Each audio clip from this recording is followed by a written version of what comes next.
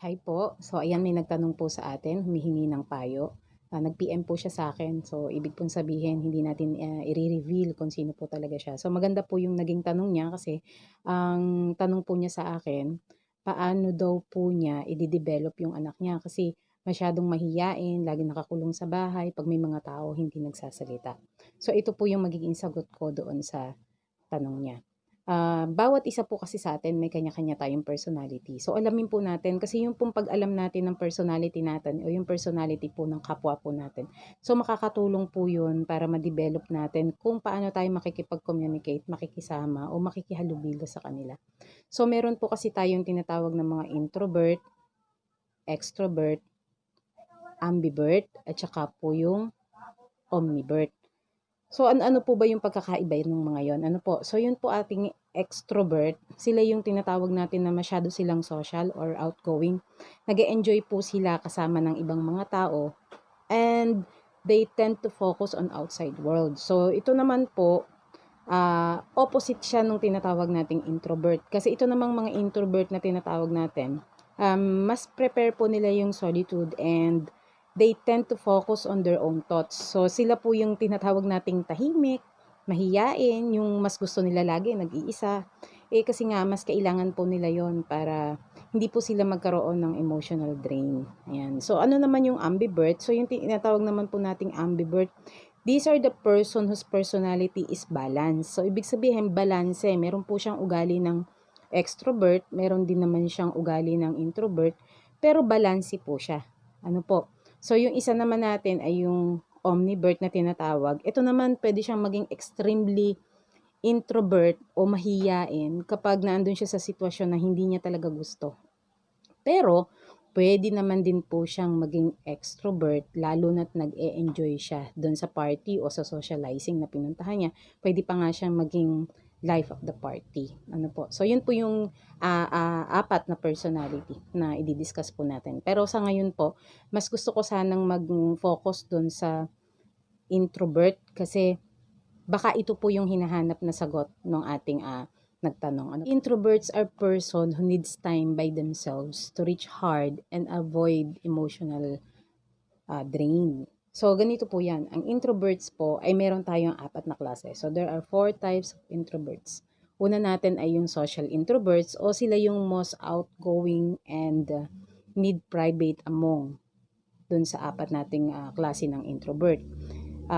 They don't feel shy and anxious in social gatherings and they enjoy. Pero, pag natagalan na sila sa ganong sitwasyon, nakakaramdam na sila ng emotional drainage. So, parang nauubos na yung nararamdaman nila. Kahit papano, meron naman silang iilan na close friends na lagi nilang kasama. Minsan nga, kapag kasama nila yung mga friends nilang yon, dahil at home na sila sa pakikisama dun sa mga taong yon, mapapagkamalan mo silang extrovert kasi masaya sila, lively sila, nagkukwento sila, pero sila pa rin yung klase ng tao na mahiyain kasi hindi yan sila naglalabas na mga secrets o mga kwento nila kung hindi naman talaga nila closest friends po yan. O, yun po yung una na klase ng introvert. So, yung pangalawa natin, ito yung tinatawag natin na thinking introvert. Ano naman yung tinatawag natin thinking introvert? Ito yun naman yung mga klase na yung pag nakita mo sila sa party, parang nasa isang sulok lang sila. Tapos nag-iisip lang sila doon, nakatulala lang sila doon. Sila kayo kasi yung madalas mag-daydreaming. Andun lang sila sa isang sulok kahit nandun sila sa social place. Tapos mas gusto kasi nila na iniisip yung mga bagay-bagay o ina-analyze nila yung mga bagay-bagay kung paano sila makikisalamuha, ano yung sasabihin nila. Kaya nga mas maraming tao yung nahihirapan na kumonek sa kanila kasi etong mga taong to, very introspective sila at mas mahalaga sila, mas mahalaga para sa kanila yung nararamdaman nila. Ano po? So, ito yung pinakamahirap i-reach out na klase ng introvert. So, thinking introvert po yan. So, yung pangatlo po natin, ito yung tinatawag naman natin na anxious introvert. O, ito na yung shy introvert, kung tutuusin. So, siya yung mahiyain. Kasi ganito yan lagi nilang iniisip yung naging conversation nila. Halimbawa, lumabas sila, may nakausap sila, may nakakwentuhan sila. So, pag uwi nila, isipin na nila, Ano ba yung mga sinabi ko doon? Tama ba yung mga sinabi ko doon? Yung mga ginawa ko? Baka dapat ganito na lang yung ginawa ko. Sinabi ko, nakakahiya yata. Dapat yata, hindi ko na lang sinabi. Dapat hindi ko na lang ginawa. May mga ganun po silang mga thoughts. So, pero iba po yung pagiging anxious sa pagiging shy. Kasi pagka po anxious, ito yung mga nagka-crave sila sa solitude, kahit close friends ang kasama nila. Hindi sila komportable na maraming tao. At isa pa po, yung pagiging anxious, be careful po tayo dyan. Kapag ka po ang isang tao ay humarap sa crowd o sa maraming tao, tapos nakaramdam siya na parang nanginginig na siya, tapos nasusuka na siya, hindi na po shy ang tawag doon. Ano po, anxiety na po yon, social anxiety na po ang tawag nun. So itong mga klase ng tao, kailangan na nila ng professional help. Ano po, so yung pang-apat natin o huling klase natin ng introvert, ito yung tinatawag natin na restrained introvert. Ano po, ah ito yung parang tinatawag nating introvert next door eh. Sila yung hindi komportable na minabadali mo sa isang sitwasyon. Yung halimbawa, may dumating na mga tao. Tapos gusto mo mag-perform yung anak mo. O pakita mo, 'di ba? Magaling kang tumugtog ng piano, 'di ba? Magaling kang kumanta, 'di ba? Magaling kang sumayaw. Hindi mo siya pwedeng basta-basta pilitin sa mga ganong sitwasyon. Kailangan niya ng time. Ano po? So sila din po ay masyado kasing reserve at saka tactful po itong mga taong ito. Ayaw na ayaw nila yung mga ganyan mga biglaan. Lumalabas naman sila ng bahay, nakikipag-socialize. Yun ay kung pinlano nila ahead. Pero hindi pwedeng ngayon mismo, sabihin mo sa kanila, oh, labas ka doon, nandun yung mga ano mo, hindi po sila ganon. Or give them some time or some minutes kung may dumating na bisita na gusto mo makipaghalubilo siya. Huwag mo siyang bibiglain sa mga ganong klase kasi eto yung mga tao na nakikipag-socialize kung planado pero mas masaya para sa kanila kung nag-iisa lang sila. Mas gusto nila yung manood ng paborito nilang mga palabas. Halimbawa, tulad ngayon sa cellphone, sa YouTube. Kaya mas gusto nila yon. Tapos, magbasa ng libro. Yan yung mga tao na ganyan yung mga gawain. Mas gusto nila yan. At saka, itong mga taong to, komportable na sila dun sa routine nila eh, araw-araw. Yung alam mo ba yon, yung araw-araw na ginagawa nila yung paggising pa lang nila sa umaga, ito na yung gagawin nila, sunod-sunod, sunod-sunod, sunod-sunod, sunod-sunod. Komportable na sila doon. Na hindi pwede na bigla mong babaguhin na paggising nila, oh, may tao, makikipagkwentuhan, kailangan hindi, kailangan na bigyan mo sila ng time para doon. Iba yung personality kasi nila. Kaya na-appreciate nila yung mas maagang babala. Yung halimbawa ba, alam mo na magkakaroon ng party sa bahay nyo kasi merong may birthday o anak, ganito yan. O dadating si tito, si tita, so kailangan ganito yung ano natin, lalabas tayo, makipagkwentuhan. Mas na-appreciate po nila yung ganun. Ayon sa pag-aaral, there are 20 to 25% ng population ng buong mundo ay isang introvert. So, hindi po madali ang maging introvert. Ano po, kasi maraming panghuhusga na mararamdaman o maririnig.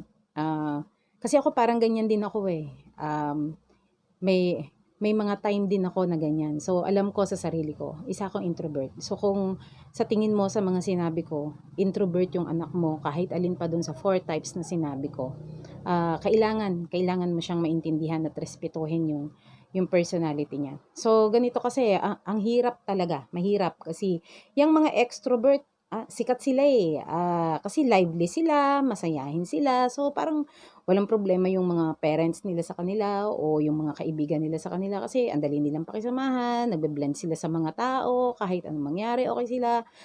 Para bang happy-go-lucky lang sila, okay lang yan, masaya yan, walang problema. Hindi po katulad ng mga introvert na tao, masyadong maraming naglalaro sa isip o sa damdamin nila bago kumikilos. Isa sa mga naririnig nating complaint o judgment sa mga katulad namin o baka isa sa inyo o isa sa anak nyo, katulad din, introvert din. Isa sa mga complaint na maririnig natin dyan napakamahiyain naman yan. Hindi yan marunong makisama kahit may mga tao. Ayaw yan magsasalita. Siguro, wala yang tiwala sa sarili niya. Tsaka alam mo, ang sama ng ugali niyan. Minsan gusto niya nandun lang siya sa loob ng kwarto, ayaw lumabas, ayaw makipag-usap. Napakasuplada, napakasungit, ayan. So, masakit sa tenga bilang isang introvert na nahuhusgahan ka samantalang hindi mo naman talaga gusto o hindi naman talaga masama yung ugali mo. Minsan pa nga sasabihin ng tao sa'yo pagkausap mo, "Hoy, magsalita ka naman, ayaw mo magsalita diyan, mapapanis na yung laway mo." Pero 'pag naman nagsalita ka na, bigla namang magsasalita sila ta's kuwento sila ng kuwento. Eh, alam mo yung mga introvert na tao, yung mga katulad namin na introvert, good listener kasi kami, masarap makinig, mas gusto namin nakikinig sa mga kuwento. Oo, kaya sana po, sa pamamagitan ng mga ganitong conversation, maunawaan natin yung personality ng isang introvert. Kasi iilan po yan, eh. Sabi ko nga 20 to 25% lang ng population yan. Kaya minsan nami-misunderstood kasi kakaiba po talaga. So, isa po, sa mga struggle ng mga katulad namin na introvert, ang isa po diyan ay yung kapag meron po kaming nakilalang bagong tao, nahihiya po talaga. Hindi namin alam kung ano yung ikikilos namin, kung paano kami gagalaw. Kaya madalas sasabihin ng mga tao na bagong kakilala, masyado namang mahiyain yan, ayaw magsalita, baka may tinatago, parang nasa loob ang kulo, yung mga ganon. Yun po yung mga struggle na nararamdaman namin o nararanasan. So pangalawa pa doon, mas gugustuhin kasi namin na mag-isa kaysa pumunta sa mga parties o sa mga big events. Tulad noon, halimbawa, merong pupuntahan na mga party, mga maraming tao, yung ganon. Minsan mas piniprepare na magstay na lang sa bahay kaysa sumama eh. Kaya madalas sinasabihan na, ano ba yan? Hindi ba yan marunong humarap sa tao? Hindi ba yan marunong makipag-usap? Di po ba, nami-misunderstood agad eh. Pero kung alam mo kasi ang personality ng isang introvert o alam mo na yung mahal mo sa buhay yung introvert, maiintindihan mo yon at magagalang mo yung kanyang nararamdaman. Isa pa po doon, minsan pakiramdam namin, na-underappreciated ba? Yung hindi napapansin yung mga kakayahan kasi nga tahimik. Palibasa, nakaupo lang sa isang tabi, hindi napapansin. Samantalang yung extrovert, ayan, go loud siya, sabihin niya talaga, ganito, ganito, ganito yan, dapat ganito yan. Samantalang itong mga introverts, nasa isang tabi lang siya, so nag-iisip siya ng mga paraan, strategies, pero hindi yun nakikita kasi nga, hindi siya nagsasalita. So parang underappreciated po talaga. Isa pa sa struggle na nararamdaman ng isang introvert, yung kasi para sa'yo, yung pakiramdam mo, yung working in a team o sa isang grupo, boring eh. Naboboring siya. Naboboring ang isang introvert sa isang group work. Oo, kasi ang isang introvert mas gusto niyang magtrabaho na nag-iisa. Kasi nga, yung isip niya, mas gumagana yan. Tapos, yung mga strategy, mas nailalabas niya. Kasi nga, hindi siya nagsasalita eh. So, kung meron siyang gustong gawin, gustong i-suggest dun sa grupo, parang nag-hesitate pa siya, hindi pa niya masabi, hindi niya alam kung sasabihin ko ba, tama ba to? Okay kaya sa kanila, baka tanggihan nila, baka ayaw nila. So, marami siyang ganon, maraming ganong thoughts at feelings ang isang introvert. So isa pa, masyadong hindi kami komportable o yung mga katulad kong introvert, hindi kami komportable na nasa spotlight. Kami yung ginagawa yung highlight ng event o parang masyado kami nako-conscious, nahihiya. Basta yun yung pakiramdam na hindi kami komportable. Na sana hindi nyo na lang ginawa para sa amin kasi hindi kami natutuwa. Kung akala nyo yung isang introvert ay matutuwa kung gagawin mo siyang nasa spotlight o siya yung titingnan ng maraming tao. Hindi siya ganun kakomportable. Hindi po. Oo. Tapos yung isa pa na struggle ng isang introvert, mas gusto nga, ayun yung sinabi ko kanina, mas gusto niya na nagtatrabaho mag-isa o gumagawa mag-isa. Oo, kasi mas gusto niya yon kasi alam mo yung feeling na, halimbawa sa school, estudyante, ano nga ba gagawin dito? Pero alam mo yung isang introvert, wala siyang lakas ng loob na magtanong na, ano ba ito? Paano ba ito? Kahit siguro sa teacher niya mahirapan siyang lumapit. Kasi nga, yung personality niya, mas gusto niya na alamin niya yun mag-isa. Kasi, ayaw niyang may masabi sa kanya yung tao. Siguro wala tong alam. Hindi niya pala naintindihan. Ang slow pala niya. Yun yung mga iniiwasan ng isang introvert.